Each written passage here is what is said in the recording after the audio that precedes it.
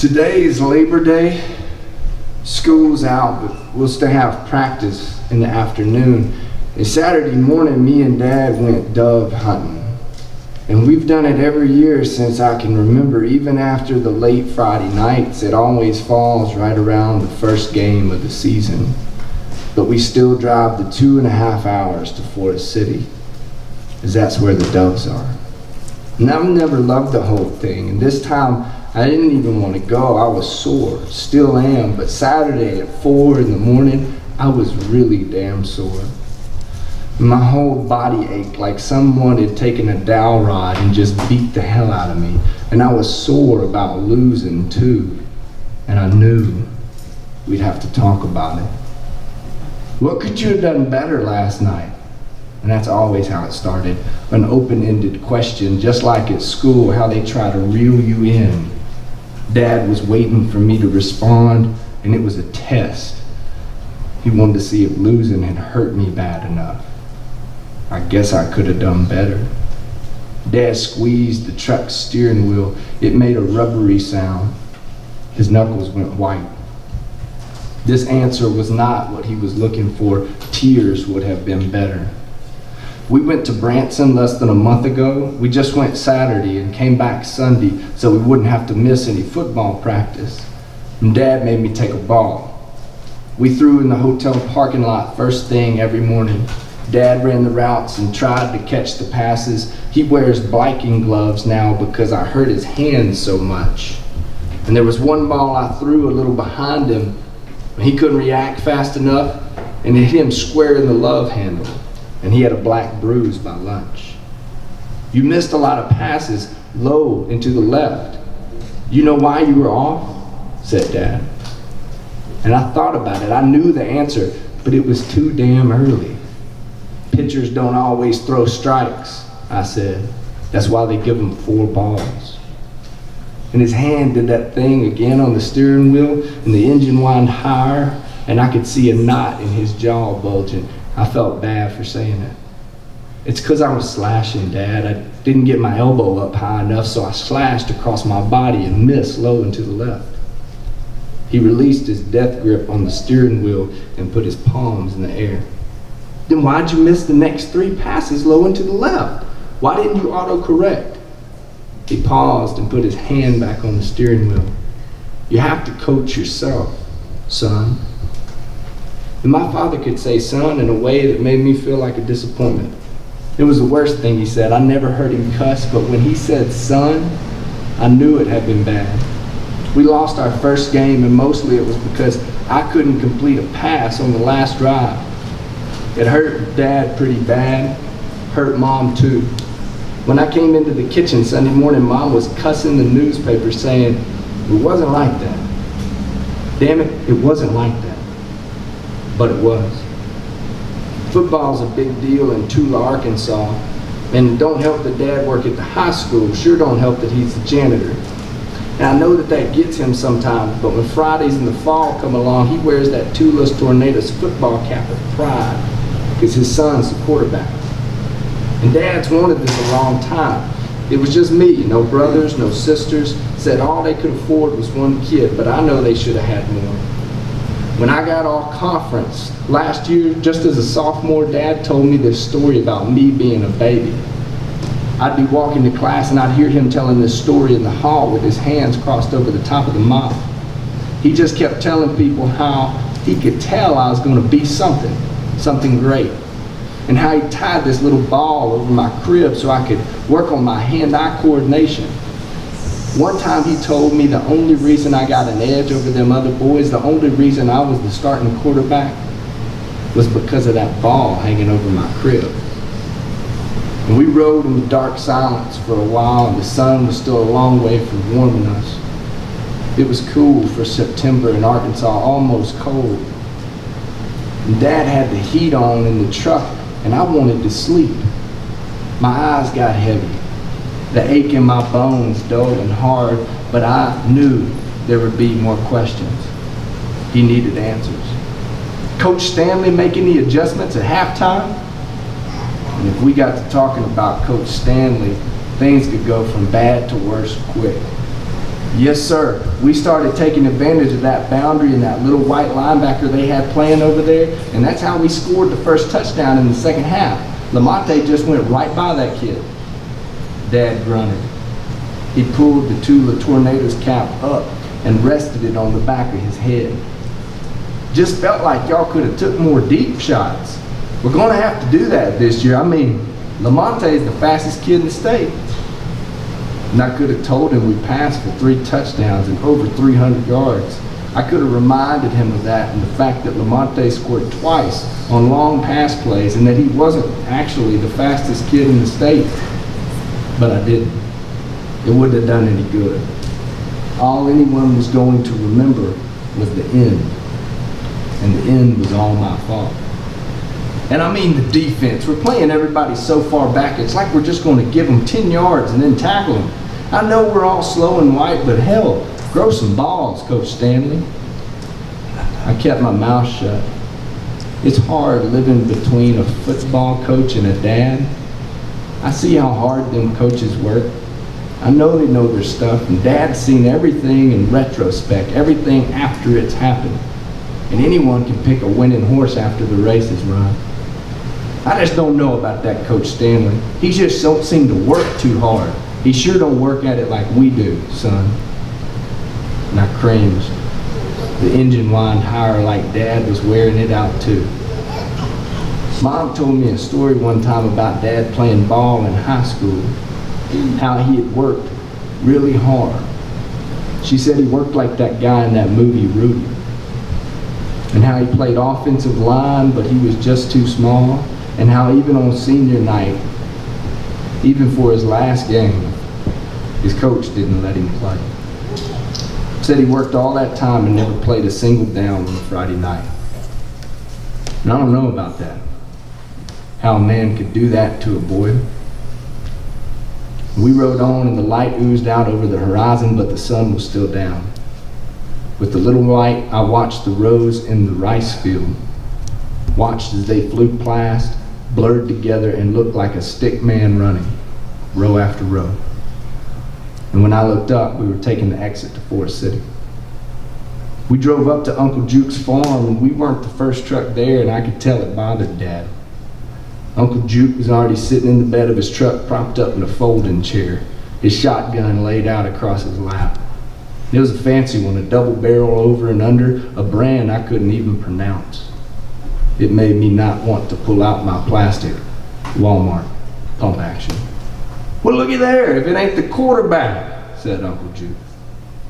And Uncle Juke was Dad's brother, and his real name was John, but he was a Juke if you'd ever seen one. Dad and Mom moved to Tula when I started school, and it was tough on Juke. Dad told everybody that he'd left the farm for his job, but hell, Dad's a school janitor. We moved because Tula's got the best football team in the state. Listen to the game on the radio, tough way to go down, losing in the last seconds like that, said Uncle Juke. Was it a bad pass or should he have caught it? And I could tell by the sucking sound Dad made, this hit him hard. It hit me hard too. I never could understand why people brought it up, like bringing up a death in the family or a stillborn child, but it never failed. Football is just what people talk about this time of year. Yeah, tough game, said Dad. Where you want us, Juke? Oh, come on, Bill, don't get sour, it's just a damn game. Where you want us? Uncle Juke pointed over toward the corner of the field, out near the road with the barrel of his fancy gun. Dad turned his head to follow, then looked back to me. He forced a smile. Figures, said Dad under his breath. Listen now, Bill, said Juke. Don't let me and Junior here whoop y'all up in this dove hunt. Wouldn't want you boys losing 2 times in one weekend. Not sure you can handle that. Junior, Juke's son, came out from around the front of the truck. He'd been smoking a cigarette. He looked sickly. I think he does drugs. But Junior don't bother me none. That last line from Uncle Juke sure seemed to stick at Dad. And as soon as I heard it, I wish Juke just kept his trap shut. Let's go, said Dad. And we got our 5-gallon buckets out of the truck. We filled them with shotgun shells, and we even took a couple bottles of water. And it was a 5-minute walk to our corner of the field. And just as we were getting to our spot and setting up our buckets, the sun started tearing out in long rays through the tree line. And I was glad for it. It was a cold morning, and the coldness made my bones ache even more. And with the sun came the shooting. I heard it and then smelled it, gunpowder, a burning chemical smell in our soft dirt world. The shooting came from back around where Uncle Juke had been. "Son of a buck," said Dad. He threw his bucket down and crouched like a linebacker. He crouched and looked to the sky, looked in the direction of those shots. He waited for the birds. I didn't move for a while, frozen, like Dad, but I kept my eye on him. I waited for him to relax, and then I'd know I could move again. It was his finger that I noticed first. Slowly and silently, it clicked the gun's safety back on. He sat down. I looked around and realized we were already out to our corner, the spot where Juke had pointed his fancy gun. I got myself situated, loaded some shells, took out a water bottle, and positioned my bucket just right. If it weren't just right, the ache in my bones would make the sitting unbearable. We kept hearing shooting, but we didn't see a single bird. Every time a gun cracked in the distance, I'd watch Dad tense up and squeeze the synthetic stock of his black pump action, sliding the safety off, then on, always ending back in the on position without any damage done in between. Son of a buck. I thought again about not wanting to be here, and it was odd, like some Friday nights before a game, just a questioning feeling. There were these moments when we were about to run through the papers the cheerleaders were holding. I think I'd just about rather been anywhere, doing anything other than that. And it just washed over me. It weren't an all the time thing, but sometimes I'd wondered what it'd be like to just sit in the stands on a Friday night. I can't recall watching a single football game in my entire life. Dad sucked his teeth at me, and it was a sharp sound. I knew exactly what it meant. I moved only my eyeballs to look at Dad, and he was frozen like a bird dog, frozen except for his index finger, which was pointing up into the east. And I could see his breath in small clouds. I peeked in the direction of his finger, and out of the east came the birds. There was a whole bunch of them, and I knew right now I'd better decide which one to shoot. I waited for Dad. He let the birds get damn near on top of us. And as they got closer, that feeling of not wanting to be there, it grew on me. My heart was beating hard, but I just didn't want to shoot those birds. One time a few years ago, we'd both killed a limit, over 30 birds, cleaned them and put them on ice, and then a black dude stole them out the back of Dad's truck at the gas station. We watched him do it, and Dad didn't say a word. I thought maybe Dad felt that same way. Maybe he remembered them stolen birds. I thought maybe he was just going to let these birds fly over. But there'd been too much shooting from before. We were losing again and needed to score. Dad's shotgun exploded in my ear before I could stand up. Felt like he'd shot me in the back of the head. He got off 3 shots and 3 birds dropped from the sky as if cut loose of string. He yelled something. I put the gun to my shoulder and squeezed off 3 rounds myself. The birds were far away, and on the 3rd shot, one bird in the back fluttered, spun, fluttered, fell, and finally caught its air with its wings and glided down softly about 50 yards away. I stood there with the gun at my waist, looking in the direction of the downed bird. "Go get it, son." Dad's words startled me. The gunfire and the birds had me hypnotized. "What? Go get that bird you clipped." I kept standing there looking in the direction of the bird and not at Dad. You had to do that when you shot one. Had to keep your eye exactly on the spot where it fell. "Son, go get that bird. We got to catch up. You know why you clipped it?" "What?" I said and almost turned my head, almost lost my spot. "You know why you clipped that bird?" "Yeah, I stopped on my follow through, just pulled the trigger and stopped." "Good," he said. "Now go get your bird." I started walking toward the row where the bird gone down, and they all looked the same. Even if you kept your eye on a spot, it was easy to lose them. I walked another 10 feet, and I saw the dove. For a moment, I didn't think it was wounded. I stopped walking. I hoped it would up and fly. It was just sitting there, its head cocked sideways, one of those black eyes staring at me. Finally, I noticed the blood underneath it, a pool of it, stark red in the brown crust of dirt. I knew what I was supposed to do. You had to end it neat and quick. I'd done it 1,000 times. As a younger boy, it'd been one of my favorite things. All you had to do was walk over there and pull its head off. It was weird the way it worked. You could just hold their body with one hand, like a magician holds one, and then grab the head and pull it off. Dad said it killed him instantly. No pain, nothing. And that's what you got to do. I looked at the bird sitting there bleeding from a bad shot, and I knew I couldn't do it. Even the thought of doing it or having done it made me sick. The shots rang out against the September morning. I knew we were losing to Uncle Juke and Junior, losing again, the second time in less than 12 hours. I sat down cross-legged in the dirt, put the gun across my lap, and watched the bird. It started back at me. I'd flinch every time it shot, and so did the bird. It wasn't long, and Dad came over. I figured he'd come sooner. "What the hell, son?" I didn't say anything. "Where's the bird?" I nodded toward the dove. It sat now, and the pool of blood grew around it. "Son!" And the way he said it made me see the wrong I was doing. The pain in his voice, the sharpness in it snapped me back. I reached for the bird, took its head, and pulled. I didn't speak. I walked past him and back to our buckets. I had the body of the bird in one hand and the head in the other, with the gun in the crook of my elbow. The head felt soft and warm. I cupped it in my palm. Every once in a while it would roll and I'd feel its beak scrape on my skin. I threw the body down in the pile of the 3 dead birds Dad had killed earlier. I threw the head of the bird off into the rifle. I threw it as far as I could.